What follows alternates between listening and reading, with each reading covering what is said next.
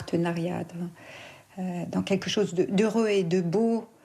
Ruth, mon amie, ma sœur, je veux bien, avec toi, aller d'un pas confiant, cueillir la nouveauté du monde et l'aube d'un avenir de rencontre. Prends bien soin de toi, je t'embrasse bien sororalement. Ruth, du pays protestant. Emmanuel Seboldt, en quoi la figure de Ruth est-elle un bon choix? Est-elle opportune pour illustrer cette question de la place des femmes dans les religions? La figure de Ruth est très touchante. On ne sait pas pourquoi elle ne reste pas dans son pays, pourquoi elle ne retourne pas chez ses parents. Étant veuve, n'ayant plus personne du côté de Noémie pour prendre soin d'elle, elle aurait dû retourner dans sa famille d'origine. Pourquoi suit-elle Noémie? Une fidélité, sans doute une grande affection, on ne sait pas. Et elle accepte pour ça de quitter son pays et de suivre Noémie qui retourne au pays de Juda. Et ces deux femmes, Noémie veuve, avec sa belle-fille veuve également, vont se trouver dans une situation, comme on disait tout à l'heure, les femmes veuves en plus, si elles n'ont pas de protecteur, elles n'existent pas. Mais elles ont un champ qu'elles ont hérité. Et un homme doit récupérer ce champ. C'est une tradition, et cet homme ne se manifeste pas pour récupérer le champ. Et donc Noémie va agir pour que Ruth, par la ruse féminine, séduise Boz et l'oblige à faire appliquer la loi. Donc ces femmes qui n'ont aucun pouvoir, seulement celui de l'intelligence et la ruse, vont réussir à ce que justice leur soit faite. C'est ça qui est beau dans cette histoire de Ruth. Michael Azoulay, comment vous réagissez, vous? Moi aussi. Et ce dialogue avec cette pasteur aussi. C'est magnifique. Moi, je trouve que c'est la force du choix, en fait. Parce que dans le judaïsme, Ruth, c'est l'archétype de la convertie. La convertie, en fait, c'est ce qu'on appelle chez nous les juifs, j'aime bien cette expression, les juifs d'adhésion. Parce qu'en fait, beaucoup de gens ne choisissent pas des juifs. Leur maman est juive, ils sont juifs. Mais Ruth, elle qui n'était pas du tout juive, elle choisit d'adhérer à l'identité juive. Alors c'est très fort, ça veut dire en fait qu'on peut choisir d'adhérer à une tradition. Et alors en plus, ça a été dit dans le reportage, parce que pour nous aussi c'est vrai, même s'il n'y a pas chez nous la reconnaissance de Jésus comme Messie, on est aussi tout à fait d'accord pour dire que le Messie qui descend de David, donc est descendant de Ruth, passe par cette personne qui s'est convertie. C'est quand même un message très fort. On n'a pas ici... ça vient quand même d'une conversion et d'une adhésion volontaire. Alors effectivement, les raisons n'apparaissent pas très clairement pourquoi mais c'est très beau d'ailleurs parce qu'elle abandonne toute sa vie, Rachid me dit qu'elle était fille de roi, etc. Il y a une belle situation pour aller avec une veuve de laquelle elle n'avait pas grand-chose à attendre. Donc c'est magnifique, c'est un texte très beau. Il y a une grande similitude dans le bouddhisme parce que la mère adoptive de Bouddha, donc Mara Prajapati, quand son mari, le roi Yasodhana, est morte, et elle était seule aussi, sans homme, sans protection d'ailleurs. Et donc quand elle a entendu que le Bouddha est éveillé, elle est allée voir, elle était entourée déjà de beaucoup de femmes qui avaient été veuves ou leurs maris sont devenus des moines, donc elles étaient un peu comme des veuves dans la vie de tous les jours. Donc elles se sont rasées le crâne, elles sont marchées un grand chemin pour arriver jusqu'au Bouddha en disant voilà, nous on veut aussi réintégrer la communauté, la Sangha. Et donc au début, c'était waouh, les femmes sont marchées si longtemps, elles ont enduré un chemin très lourd pour y parvenir.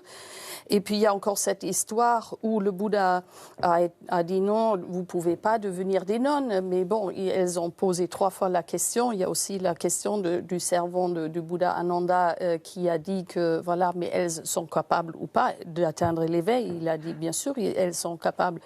Bon, alors il a consenti et ils sont devenus partie de la communauté. Est-ce que la femme n'est pas finalement ferment de liberté, d'audace, qui vient bousculer dans l'histoire biblique et encore aujourd'hui? En tout cas, les textes qui, dans la Bible, présentent des femmes, présentent toujours des femmes qui introduisent la perturbation. Dans le reportage était évoquée la généalogie de Jésus dans l'évangile de Matthieu. Il y a 4 femmes qui interviennent dans la généalogie de Jésus et elles sont toutes soit étrangères, prostituées, elles ont des positions qui ne devraient pas apparaître. On ne devrait pas dire elles font partie de cette généalogie. Or, les seules femmes qui sont comme ça citées, jusqu'à Marie, de laquelle est née... Et qui est, voilà, avec Joseph, mais est-elle déjà sa femme? Et aujourd'hui, c'est qui sont les Ruth d'aujourd'hui? Qui sont ces femmes qui les Ruth osent? d'aujourd'hui. Oui. C'est important de parler à nos contemporains. Oui, tout à fait. Alors c'est vrai moi aujourd'hui, je dirais pas il y a des femmes et des hommes. C'est ensemble. C'est ensemble, Vous voulez pas hommes une et figure en femmes. particulier? Vous voulez pas nous en livrer une à laquelle vous tenez particulièrement? Oui, mais son nom m'échappe, ça me reviendra tout à l'heure, je parce que pense. c'est vrai que c'est important pour vous tous et pour nos téléspectateurs d'entendre quelles sont ces figures qui incarnent aujourd'hui ce que vous portez, notamment dans l'ordre du rôle des femmes dans la société, dans les religions. Il y a déjà toutes ces femmes qui aujourd'hui osent parler, s'exprimer suite à l'affaire Weinstein. Il faut aussi beaucoup de courage quand même de faire ce qu'elles font, je trouve. Il faut le faire, quoi. Donc, dans le bouddhisme, on a vraiment des femmes extraordinaires. Je ne veux surtout pas nommer Jetsun Matensin Palmo. C'est une Anglaise qui parlait déjà dans les années 60 en Inde, elle savait qu'elle voulait devenir nonne. Elle l'a fait. Après, elle est vécue toute seule dans un monastère. Elle a vécu des situations un peu, pas faciles. Et vu qu'elle n'a pas pu avoir le même enseignement comme les moines, son maître a dit « Ok, elle a vécu 12 années dans une grotte dans l'Himalaya et elle a atteint vraiment des hautes réalisations. Elle est une figure exemplaire et elle a même créé un monastère. Et avec elle, il y a nommé aussi Dr Carola Roloff qui maintenant a œuvré ou presque réussi à avoir la pleine ordination. Et aujourd'hui, alors, Inès Safi, vous nous faites le cadeau d'une figure d'aujourd'hui, de femme qui vous paraît fermant de cette liberté, de cette audace? En fait, il y a plusieurs... Alors, des noms, je dirais qu'il y a comme beaucoup de féministes, mais pas dans un sens féminisme revendicatif, idéologique qui serait un peu opposé aux hommes. Je sais qu'il y a aussi encore des guides spirituels qui sont des femmes. J'en ai rencontré récemment quand j'étais à Marrakech, qui est donc Amat Nour, qui a vraiment l'autorisation de diriger une confrérie, mais qui a beaucoup de mal à s'imposer au Pakistan actuellement, sachant que le Pakistan a connu énormément de femmes maîtres spirituelles. Il y a aussi une femme turque que j'apprécie beaucoup, qui est donc la descendante spirituelle de Maulana Rumi, qui est actuellement à Istanbul. Nour aussi, la lumière. Et je pense que cette audace, elle manque aussi aux hommes. C'est-à-dire aller à l'encontre des conventions établies, dépasser les préjugés, les cadres un petit peu fermés dans lesquels on essaie de nous enfermer actuellement pour dire... ce que doit être l'islam, ce que doit être un bon musulman là aussi, je pense que ça manque aussi aux hommes. Donc il faudrait aussi, je dirais que les deux sont concernés. C'est un mouvement qui doit être solidaire, on va dire, pour encourager aussi les voix, qu'elles soient féminines ou masculines, qui puissent éveiller surtout et permettre à la sève spirituelle de l'islam de circuler de nouveau. Parce que je pense que son arbre est actuellement asséché. Écoutez cette boussole intérieure qui nous conduit vers la vie, ça a été dit dans le reportage. Ça, c'est typique du charisme féminin? Vous ne voulez pas d'un charisme féminin? Non, j'aime pas. J'espère que c'est typique du croyant.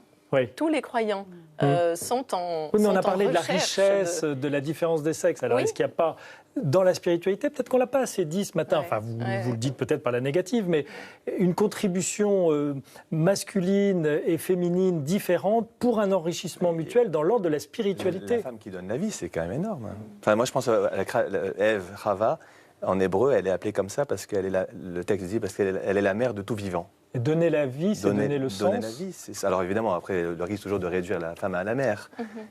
On a bien compris, mais déjà, porter la vie et donner la vie, que seule la femme peut faire, c'est quand même quelque chose d'extraordinaire. Oui. Excusez-moi, mais parce qu'il y a des femmes qui ne sont pas mères. Et puis, je dirais que ce qui est très important aussi, c'est que les femmes, en un sens, par leur rôle d'ailleurs, c'est qu'elles sont très pragmatiques. Elles vont directement aux choses parce qu'il faut qu'on organise la vie de tous les jours très souvent. Et donc, elles ont un sens. Et très souvent, je compare les enseignants aussi dans ma tradition. Ils sont un peu comme les docteurs en blouse blanche parce qu'ils expliquent des choses très complexes et c'est très intellectuel. Et des fois, tu es là, j'ai dit, est-ce que j'ai bien compris? pas vraiment. Mais après, il y a une femme qui rentre et qui donne un petit exemple de la vie de tous les jours. Ça vous va, ça, Emmanuel? Et elle parle plus imagée. Non, mais très souvent, elles ont une érudition. Je parle de Tenzin Palmo, justement. Elle a une érudition extraordinaire. Mais elle voit que cette personne-là, elle a besoin de telle et telle parole ou tel exemple, et ça va nettement plus vite. Il nous faut avancer. On va se retrouver dans un instant. Je vous propose à présent de découvrir des femmes très engagées dans l'Église catholique. Comment vivent-elles leur place? Eh bien, le jour du Seigneur les a interviewées. Des femmes au cœur de l'Église, c'est un reportage réalisé par Laurence Chartier.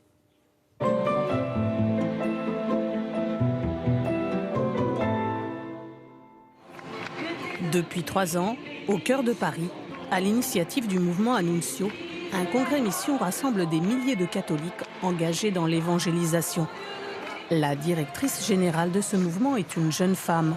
Elle s'appelle Claire Rochette de Lande.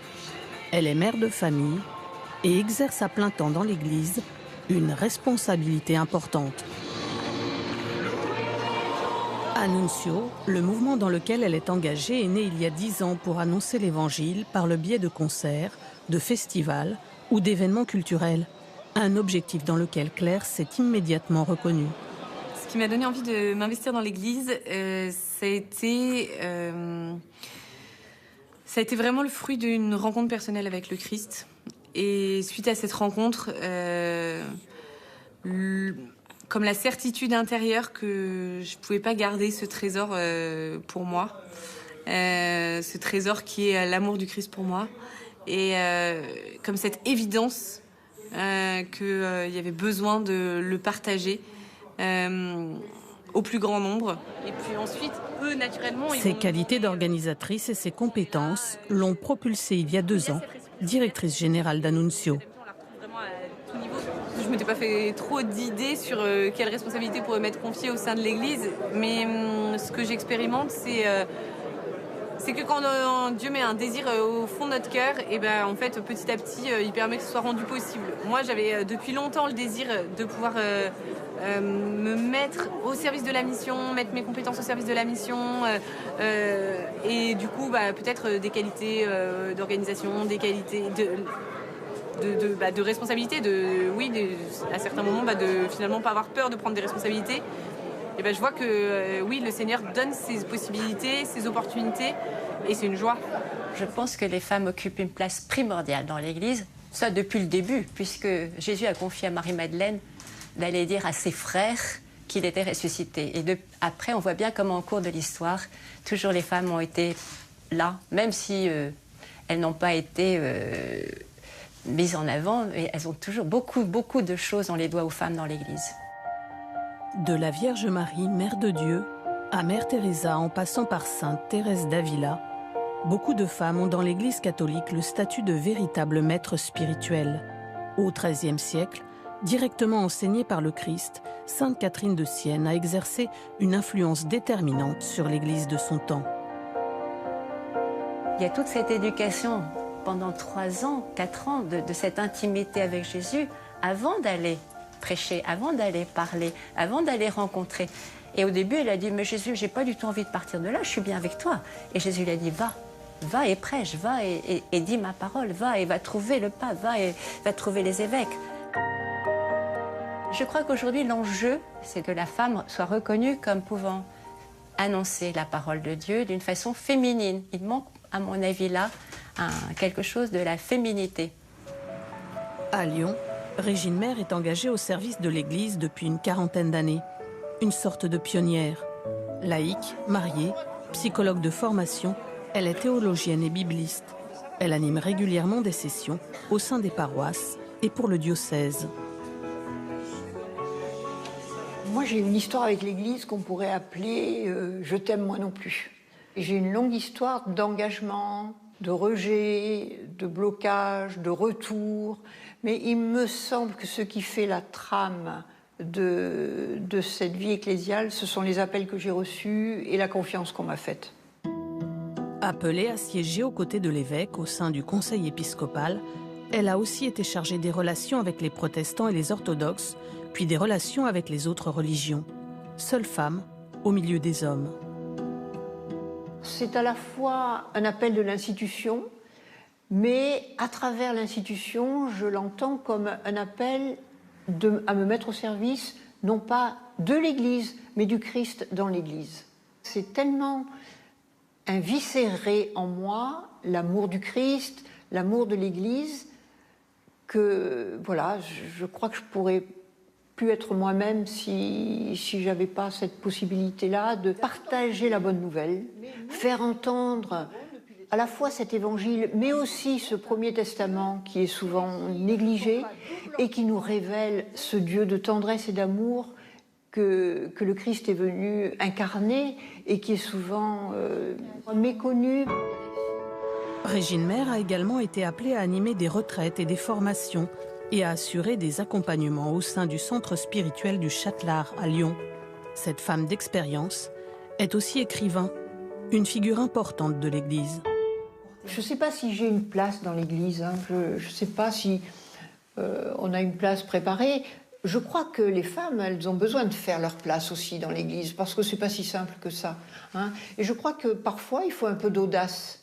Et je crois que j'en ai pas manqué, c'est reconnu, pour faire sa place dans l'Église.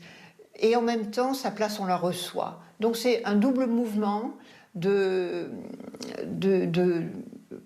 crois beaucoup à la théologie des pieds. Il faut marcher, et en même temps, on est accueilli et on est reconnu quelque part, à la place où on est. Envoyée en mission pour annoncer l'Évangile au plus grand nombre, Claire s'apprête ce soir-là à Paris à vivre un temps d'évangélisation dans la rue. Moi, je pense que si on a le désir de vivre pleinement de son baptême et si on a le désir de s'engager à la suite du Christ, on peut trouver sa place sans aucun problème. Le fait d'être une femme, ça change rien?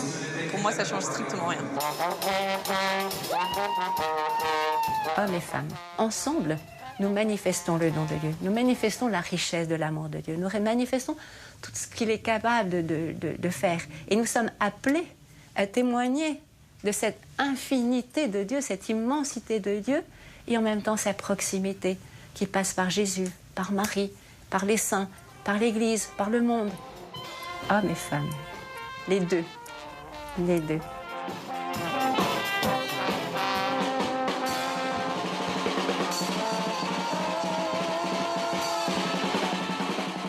Emmanuelle Seboldt, vous en côtoyez sûrement souvent. Vous avez parlé tout à l'heure d'une retraite d'où vous veniez. Ces femmes engagées dans l'Église catholique, quel regard vous portez sur elles? Ce sont des sœurs à la fois. Oui, bien sûr, ce sont des mais sœurs. C'est des statuts différents. On aime travailler ensemble et vraiment, pour elles, c'est très encourageant que dans le protestantisme, il y ait des femmes pasteurs. Parce qu'elles revendiquent aussi d'être reconnues dans ce qu'elles apportent mieux. Et si on se souvient de Genèse 1, on en parlait tout à l'heure, Dieu crée l'être humain à son image, homme et femme, il les créa. Qu'est-ce que ça signifie d'être image de Dieu, homme et femme?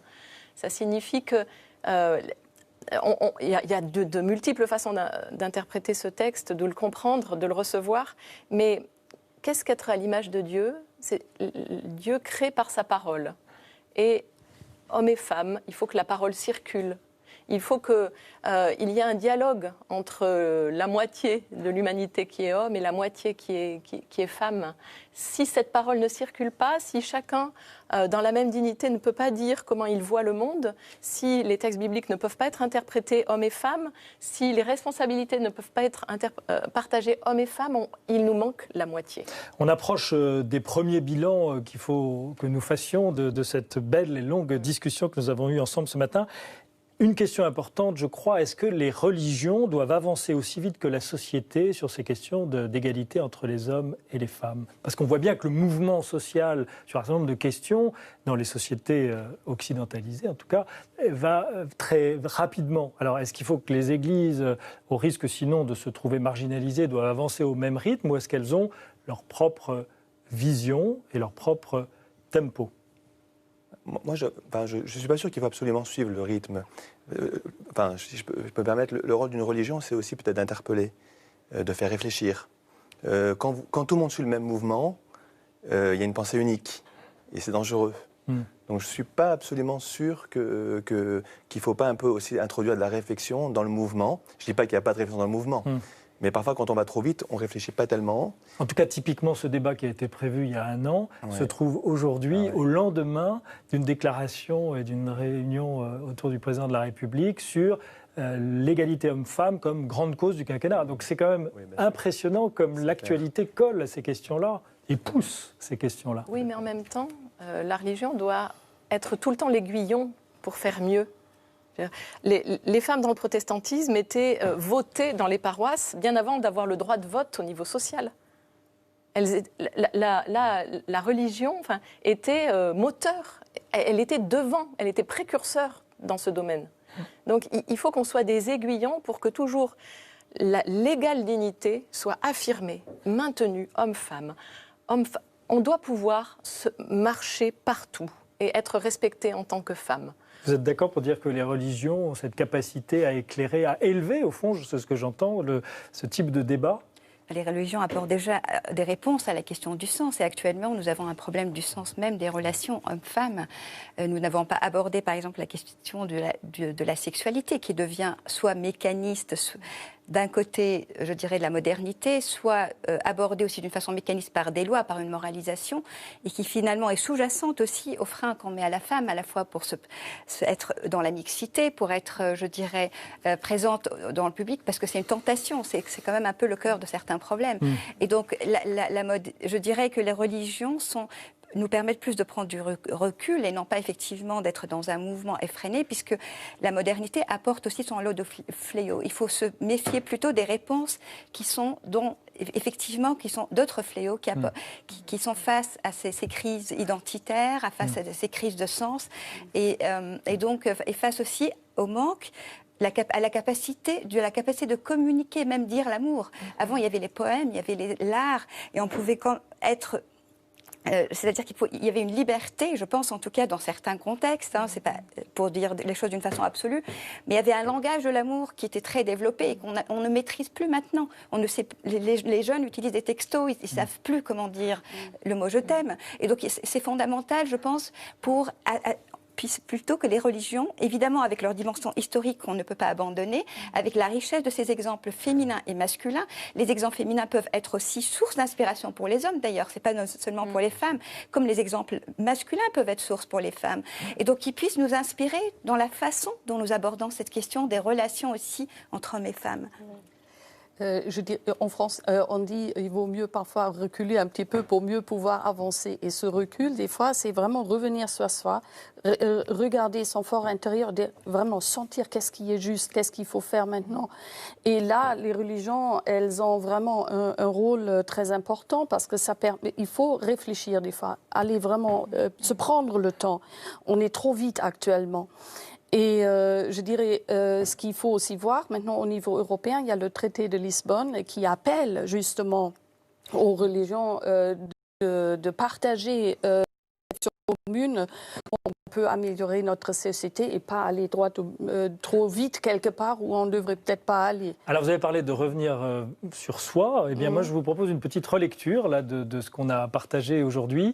On va faire l'exercice de la manière suivante. D'abord, tout le monde va s'exprimer et puis vous allez prendre le temps de dire pourquoi, entre les mots que je vais vous proposer, lequel vous choisissez pour qualifier ce qui vous paraît être la place souhaitable des femmes, tant dans les religions que dans la société. Alors je vous propose égalité, complémentarité ou dignité. Et puis vous pouvez en trouver un autre si vous ne trouvez pas votre bonheur parmi ces trois-là. Égalité, complémentarité, dignité. Emmanuelle Seybol. Les trois ? Les trois. Joker. Les trois. D'abord dignité. Oui. D'abord dignité. Égale dignité. Égale dignité. Aujourd'hui, la grande difficulté, c'est que si beaucoup de femmes subissent la violence, c'est qu'elles n'arrivent pas, elles ont intériorisé un statut inférieur. Et le regard qui écrase de leur conjoint, la plupart du temps, il faut le dire, les femmes, elles meurent sous les coups de leur conjoint, pas sous les coups de brigands dans la rue. C'est dans la maison que ça se passe. Elles n'ont pas, sur elles-mêmes, ce regard d'égale dignité avec leur mari. Merci, Gabriella.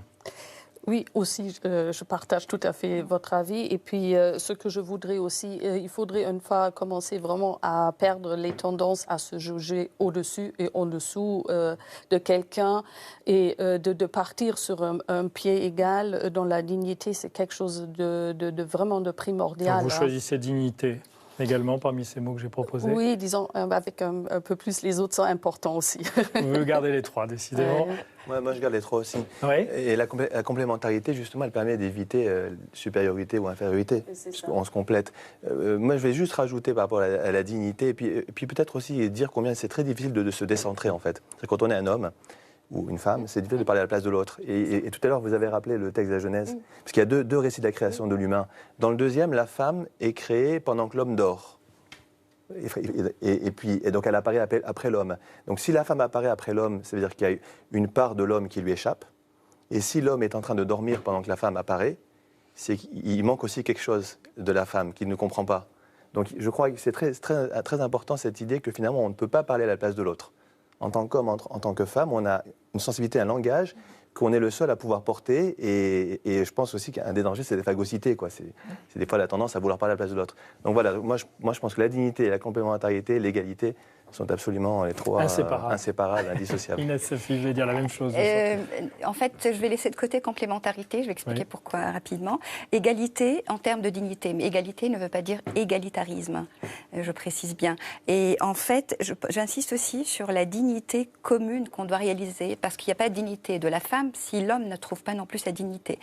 Et il faut rappeler que dans nos sociétés, en tout cas, on doit dire de la tendance à majorité islamique, il y a un vrai problème parce que l'homme lui-même est soumis à des persécutions, à une domination politique, à un contexte qui développe des frustrations et qui peut reproduire le schéma aussi de domination envers la femme. Donc c'est absolument important, je pense, si on parle de libération de la femme, de parler aussi de la libération de l'homme, vis-à-vis aussi des contraintes économiques qui ont été abordées par Raphaël Logis au début. Et pourquoi complémentarité me gêne un peu? Parce qu'il peut paraître, comme, même si j'aime les maths, comme un concept un peu mathématique où on a deux pièces séparées. Et donc on est un peu encore dans la dualité. Donc pour moi, il y a une sorte de mélange. Et c'est plus le mot union qui favorise. Et union homme-femme, c'est ce qui exprime très bien encore Maulana Rumi. Quand l'homme et la femme deviennent un, tu es ce un. Et c'est vraiment pas du tout encore, c'est dans le monde spirituel, parce que c'est vraiment l'ultime but de la réalisation spirituelle, qui est aussi un but d'entreconnaissance. La femme est miroir aussi de l'homme et l'homme est miroir de la femme. Et un miroir, on a besoin qu'il ne soit pas recouvert de poussière, qu'il soit poli pour qu'on puisse vraiment se connaître nous-mêmes. Madame Sebold, le mot de la fin, l'action la plus urgente à mener dans ce domaine-là. La lutte contre les violences faites aux femmes, c'est sûr, et apprendre aux femmes à prendre la parole, à se défendre. Merci. Eh bien, ainsi, merci à tous. Vraiment, vous avez été formidables, vous êtes levés tôt, vous avez été passionnants et on était très heureux de vous recevoir. Ainsi se termine notre grande émission interreligieuse. Dimanche prochain, vous retrouverez vos émissions aux heures habituelles et il me reste à présent à vous souhaiter un bon dimanche à tous et à vous dire à bientôt. Au revoir.